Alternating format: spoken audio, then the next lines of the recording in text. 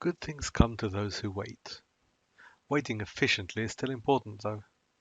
We don't want to keep waiting for our package after it's been delivered. We also don't want to report it missing before it's had a chance to arrive. This video is all about strategies for the most efficient waiting. Tosca best practices teach us to use the wait on action mode in order to get Tosca to wait for the element we need to be in the right state before trying to use it. This is exactly right in most cases where the wait is short, but it will time out and fail after 20 seconds.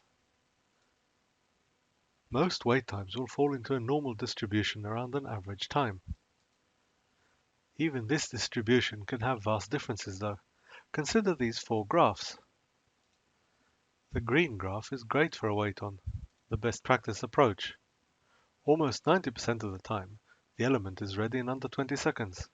As soon as it is, the wait on will complete and the test case will continue with no time lost. The other three graphs, however, are from the real world, where the testing system is underpowered, the network is having trouble, and the code is still slow. The average wait is 25 seconds, longer than the 20 seconds a wait on will actually wait. Let's look at the blue graph. In this case, the response always takes between 17 and 32 seconds. You can't simply wait on, because you'll fail in most cases. You could have a 32-second static wait using the infamous tbox wait module. If you do that though, your test case will wait 32 seconds each time.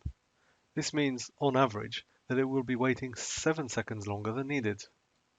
That doesn't sound like much, but it adds up. Just imagine this is your login page, and you need to run 350 test cases. That's 40 minutes extra waiting time. Thinking about it, we can take advantage of the fact that all the responses are within a 20-second window.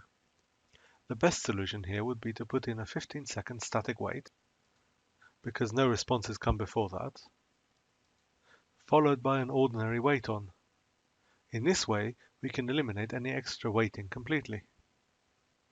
That handles the easy cases, but what about the red and yellow graphs?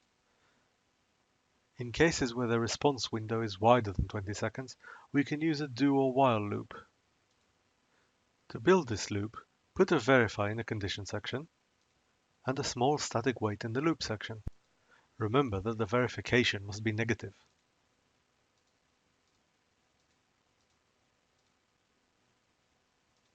We want to wait if the element isn't ready. Tosca will then check if the element is ready for 10 seconds, its usual sync time. If the element is loaded, the loop ends and the test case continues.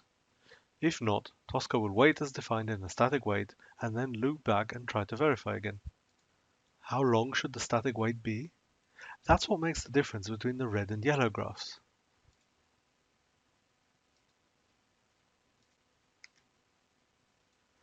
In the red case, we can have a very short wait.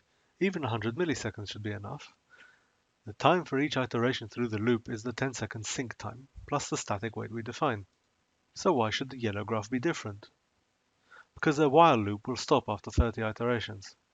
If that's not enough, you will need a longer wait time between checks. What could possibly cause you to wait for that long? Maybe you're not testing a web application, but are waiting for an SAP batch job to run and process your iDocs. The only question left is how to draw these graphs for the software you are testing. The answer is to use the software a few times with a timer next to you. Server logs may also contain response time data. I think that's enough about waiting. Thank you. Thank you for watching this tutorial. Here at the Tricentis Academy, we aim to provide you with educational services that suit your needs, including role-based trainings where you can become certified specialists, video tutorials, MOOCs and more. To learn more about the Academy, visit www.tricentis.com/academy.